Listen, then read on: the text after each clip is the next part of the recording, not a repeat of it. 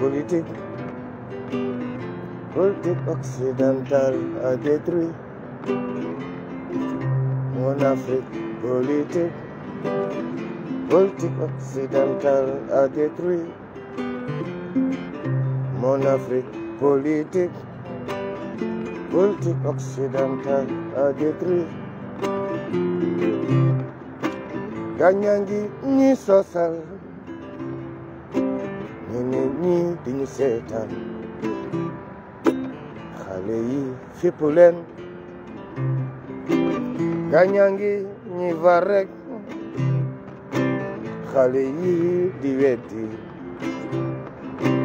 jeunesse bi fippu leen. Basumo mbare suko nonko abidje iba famale dia. Le 19 mars, j'avais dit coup d'état en Mauritanie. Parce que le Ousmane Sonko de la Mauritanie s'est vu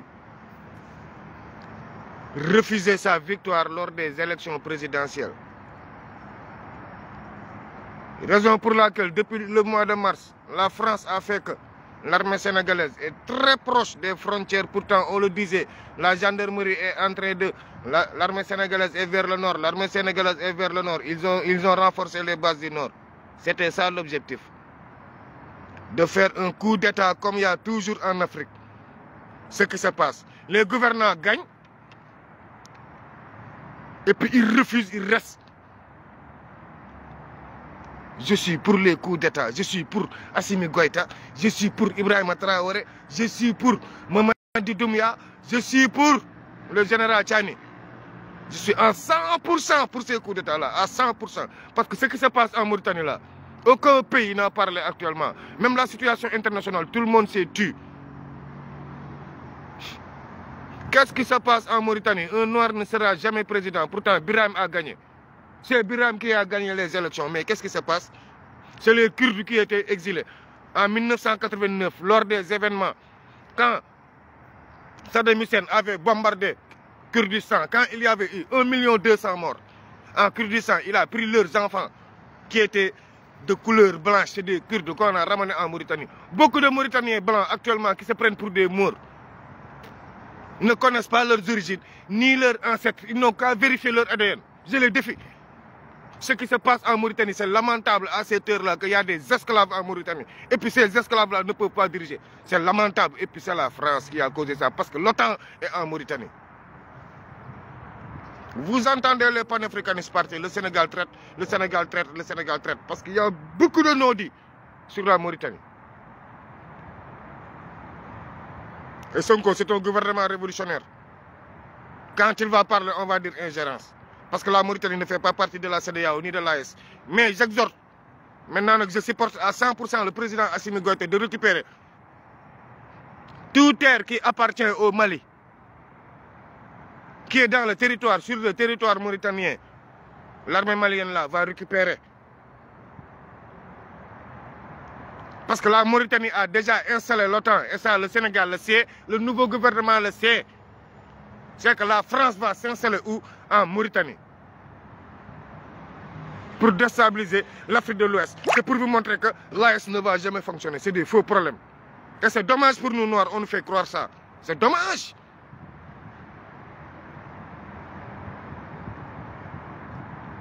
Un président qui a perdu lamentablement, qui a pris son prédécesseur, qui l'a mis en prison. C'est ce président-là qui se voit gagner des élections par force. Et puis personne ne parle. L'opinion internationale, personne ne parle. Parce que quoi? La France ne doit pas perdre cette zone-là, c'est-à-dire l'océan Atlantique. La France ne doit pas perdre la Mauritanie, ni le Sénégal, ni la Guinée-Conakry. Ce qui fait que Guinée-Conakry joue double jeu avec l'Algérie. Vous pensez que Mauritanie, ils sont en train de massacrer ce qu'a fait Macky Sall au Sénégal. Actuellement, Azwani, je ne sais pas, le crétin là, il est en train de massacrer les femmes qui sont en Mauritanie. Les jeunes qui sont en Mauritanie.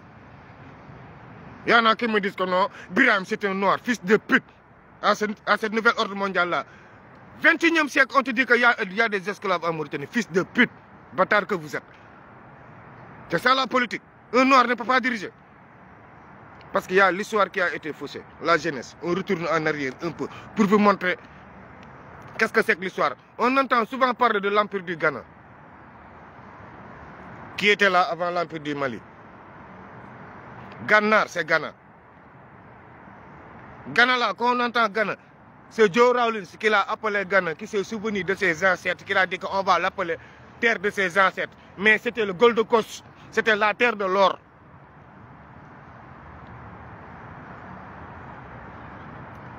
Et avant l'Empire du Ghana, il y avait les Toucouleurs qui étaient installés en Mauritanie. C'est les Gaï. Je ne dis pas Gaï, Gaï, G-A-Y-E. Les Gaï, les Sars, les Tchoubolo. Donc il y avait l'Empire du Tekrour qui était là avant l'Empire du Mali, avant l'Empire du Ghana. Il y avait l'Empire du Tekrour et l'Empire du Fouta-Toro. Donc l'Empire du Ghana est venu encore en 932. L'Empire du Mali, c'est en 1235. Juste après le prophète Mohammed, il y avait l'Empire du Tekrour. Donc il y avait l'islam là-bas. En Mauritanie même, qui était le grand Ghana.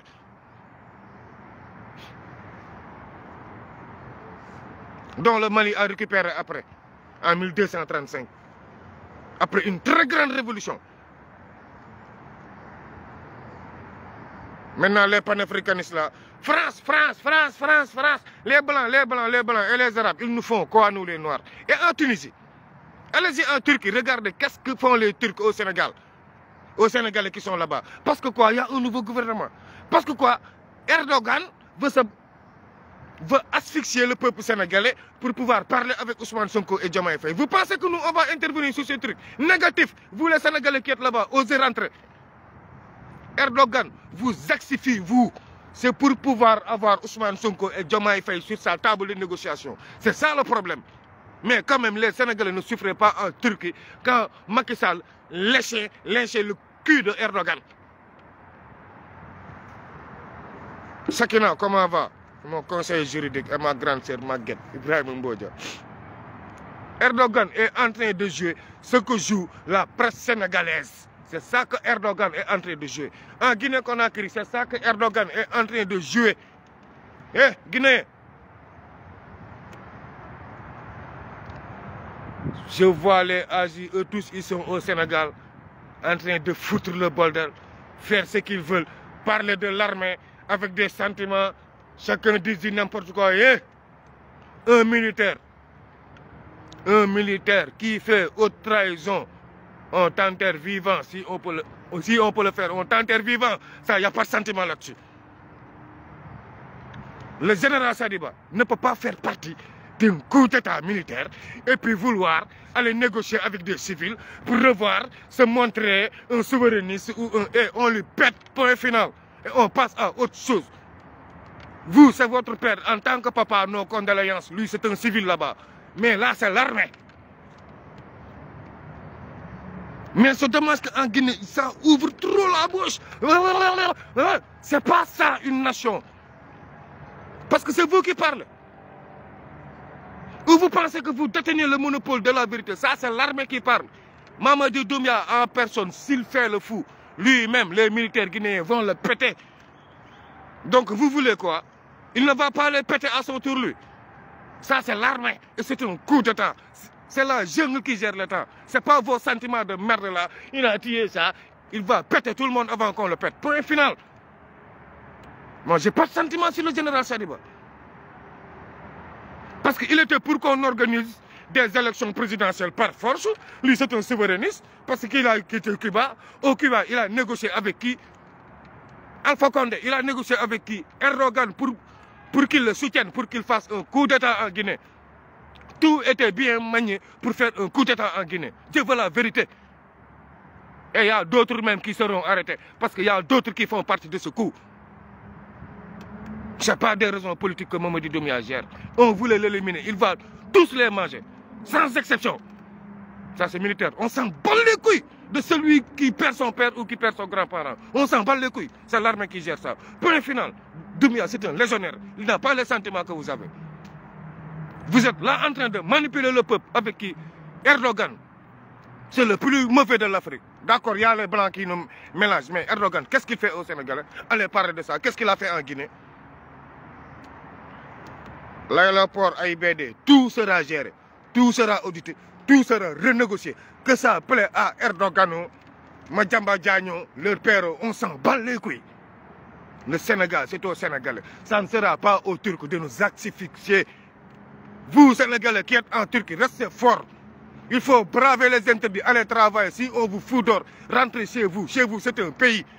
Si ce n'était pas un pays dont la Russie n'a pas d'intérêt, non, dont la Turquie n'a pas d'intérêt à cette heure-là, la Turquie ne va jamais vous fatiguer, jamais de la vie. Donc la Turquie a des intérêts là-bas, donc il faut oser rentrer. Ministre des Affaires étrangères, il nous faut des visas pour les pays étrangers. Tout pays qui doit rentrer au Sénégal. France, États-Unis, Allemagne, parce que ce qui se passe en France là, c'est très clair. Les nationalistes vont gagner. Et c'est ce genre de mouvement-là que Tahirou Sarr est sur cette nouvelle ordre mondiale-là, il faut suivre. Donc, Sonko, Diomaye, il faut que vous soyez des nationalistes par force. Si Donald Trump gagne, ça sera American First.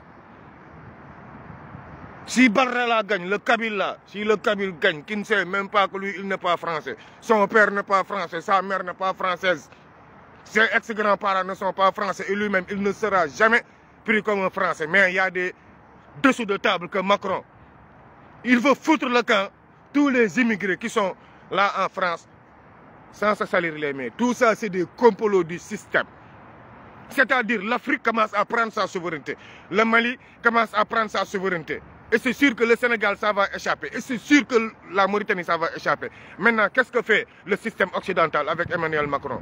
Comme Macron ne veut pas se salir les mains, il est à son dernier mandat. Maintenant, il va tout faire pour que RN passe, pour que on va exclure, pour faire, on va dire que non, non, non, c'est les Africains qui ont commencé. Donc maintenant, il nous faut des visas. Les visas là, ça devient une obligation. Les visas et notre souveraineté, ça devient une obligation. De foutre le camp. Toute l'armée française, toutes les institutions françaises qui sont là-bas, de les foutre le camp. Ça, c'est impératif. Il faut réagir comme eux. Là, je suis à 100% avec Tahirou Sarr. 100%. Il faut être nationaliste à 100%. Tous nos généraux dans l'armée, c'est des binationaux. Beaucoup de généraux, c'est des binationaux. C'est des Français, c'est des Sénégalais. Non, non, non, ils ne peuvent plus gérer des postes de responsabilité chez nous. Ça, je l'ai dit depuis très longtemps. Et dans notre palais présidentiel, il n'y a que des Français. Maintenant que la France a dit qu'un binational ne gère rien, nous aussi, nous sommes dans une nouvelle révolution. Et cette révolution-là, on va la mener par force. Par force, de gré ou de force. Et on va gagner cette guerre-là. Ousmane Sonko, monsieur le président Bassirou Diomaye Faye, il est temps que vous passez à la vitesse supérieure. Il y a un Sénégalais, nous sommes là, il faut que nous ayons une vitesse supérieure. Tout le monde commence à nous faire. Nous sommes sen réew, nous sommes sen réew, kenn bokk ko ñom commencé nañ ñu xoj.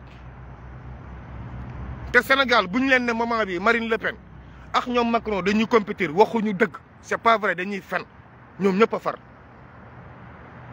Li Afrique commencé def ni ay Mali ay ñom ñëpp jël seen souveraineté bloqué France motax Macron def lu ko neex tas assemblée nationale bi ñëw ne xaar leen ñu tek Marine Le Pen mu dàq ndeyu noir yépp.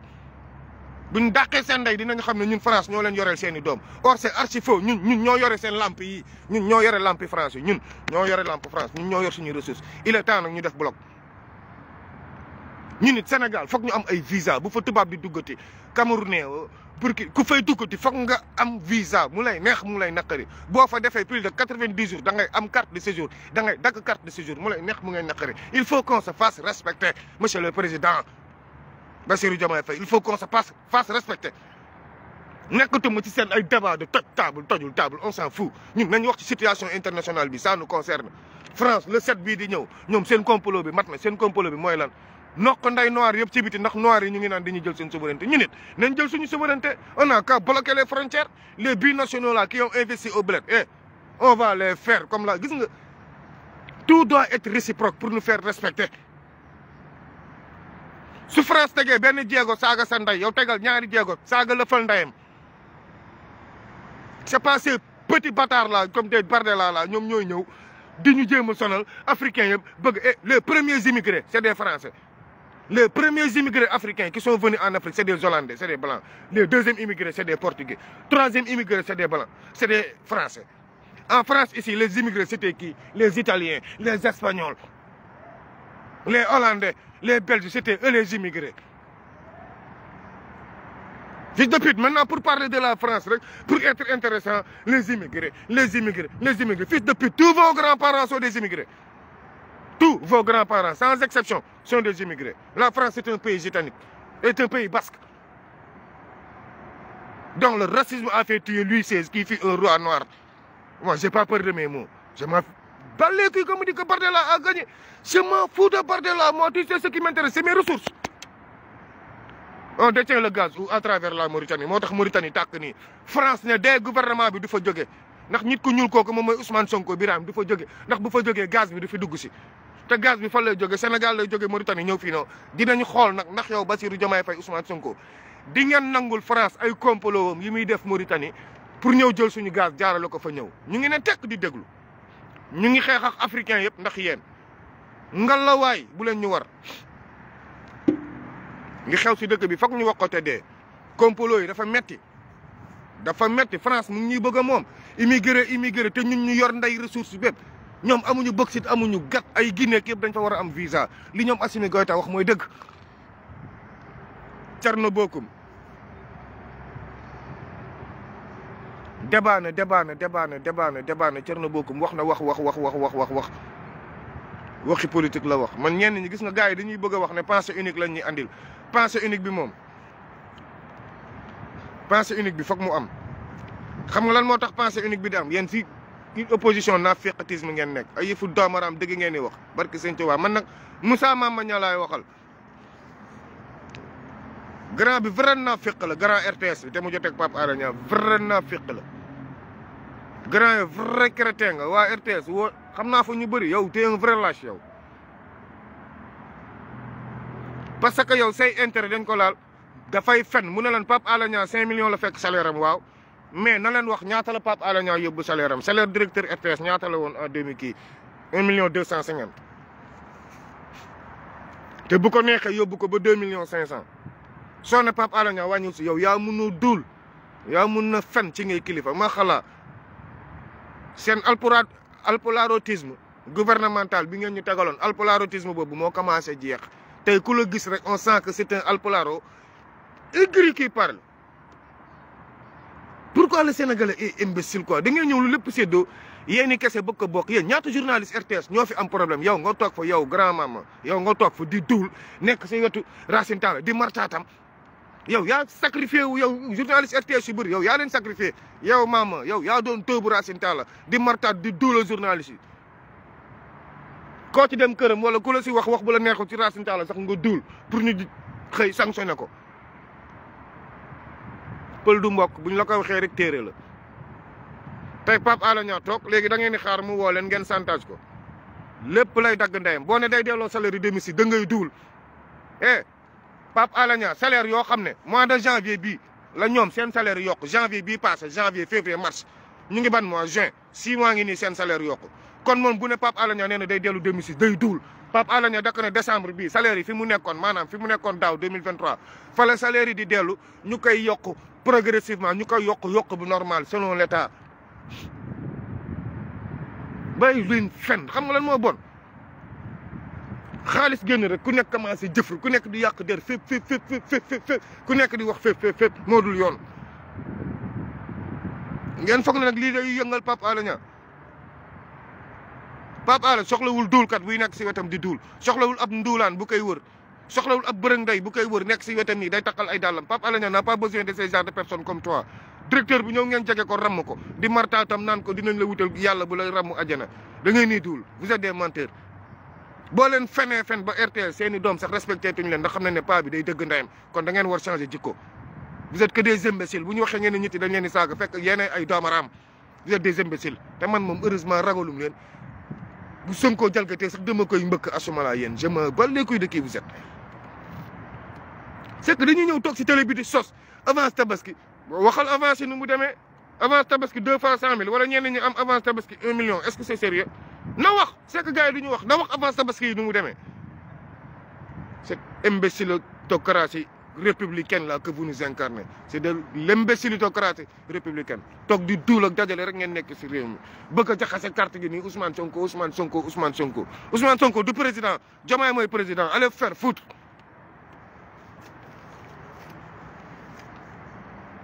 ñeneen ñi du ma leen may succès man am na ñoo xam ne du ma wax si ñoom ci président jury bi xañ sama doom yi waaye monsieur le ministre koo yeb fi ñu toll ci àdduna xale yi yor seen portable ñu ngi nawet ñenn ñi dañuy jóge ba ci àll ba ñëw bu ñu paree examen kan la ñuy woo pour mu jël si leen kan léegi xale yi seen portable li ñuy jëndee la ñuy defee seeni achat wala yéen da ngeen foog ne ñun suñuy temps bu ñuy def examen yow amul woon portable monsieur le ministre yow bi ngay def examen amul portable sa kër baay amul woon téléphone sa kër baay yow amul woon téléphone kër bàyyee ñoom Diomaye ak Sonko amul woon téléphone moo tax tey nga ne xale yi tey bu ñu andi téléphone c'est pas sérieux ñëw génne 64 xale yu ñëw nekk seen fin wu àdduna ñu génne leen et puis président jury bi gars yi gis nga abus de pouvoir gis nga man genre yi tey jéem naa jot booy yi ba sonn link ak sama booy yi ba sonn jotuma leen mais gis nga tey bu mu leen tojoon booy vous êtes des minables gis nga tey centre bi ngeen waroon bloqué yàq baggu Sénégal mu jeex portable léegi nécessité la léegi xam nga portable mooy lan portable mooy tànk léegi mooy bët mooy nopp portable la xale yi di defee lépp xale yi am nañu droit yor seen portable ñëw ba salle de classe ngeen jël scotch taf ci bind ci tuuru xale bi dem teg ko ci table bu paree midi nga jox ko portable mu jël portable am dem jëndi lekk ak Paypal wala ak Paylip ñu jóge ci àll bi dafay taw tey Ziguinchor tey dafa taw yu metti da ngay woo sa borom Jakarta allo pare naa examen mu jël si ma wala da nga ñu bëgg a delloo temps archaïque temps maam yooyu on a gis nga y a des choses c'est dépassé il faut accepter que ne c'est dépassé man duma nangu yenn yi de ay ñëw teg ni doole karaas yi si ay civil teg doole karaas yi jéem a andil nday nit ñi bëri nii ay imposé yoo xam ne c'est dépassé par des temps modernes nous sommes sur des temps modernes kenn du ma tere défendre xale yi moom ku leen tooñ sama kanam ngay taxaw yaa ngeen bokk ku gën a bon si nguur Mary Teuw Niane li muy doon intellectuel il a fait pire que Ismaïla Madior Fall tey jàngu xale bu fi yàqu marchand ambulant yi tey bu ñu yokkoo Mary Teuw Niane a tax moom fi andi ISEM dem leen fecc ISEM dem leen bëre ji ISEM dem leen def lu leen neex te tey Mary Teuw Niane mu ngi noonu toog ndayu ci biir palais bi ne moom mooy ñuy conseillé waat te ñitu ISEM la ñun li ñuy metti day bëri mais li ñuy wannaasoo ëpp Mary Teuw Niane moo yàq nday jàngu xale yi ku ci dem université xam nga ne boo jàngee 3 ans 4e année bi Mary Teuw Niane lekk na ndeyam jox ko ay njabootam ñu dem jàngee ko Canada teg ko fan ba pare tey ngeen ñëw tey bloqué jàngu ñi te ñoom seen doom yaa ngi Canada di jàng ñi seen doom yaa ngi fii France di jàng léegi ñun suñuy jàng doom ngeen di bloqué quoi ñun doomu baadoolo yi ngeen ñëw am leen droit yéen yor portable te yéen seen i doom bu ñuy dugg ndey fii si université yi dañuy yor portable tablette ak ordinateur portable léegi ñun suñuy doom ñoon ñooy seen i imbécile quoi trop de pouvoir tue le pouvoir trop d'arrogance c'est de l'imbécilité parce que xale yi da nga leen ëpp doole tax nga koy def mais tey bu xale yi tey amoon fulla centre ba la ñuy bloqué ndeyam dóor fa ay xeer boo yi génn bag doo am ñu xam kan mooy responsable bi xale yi amul fulla wala teelu ma leen jot tey xale yi amul fulla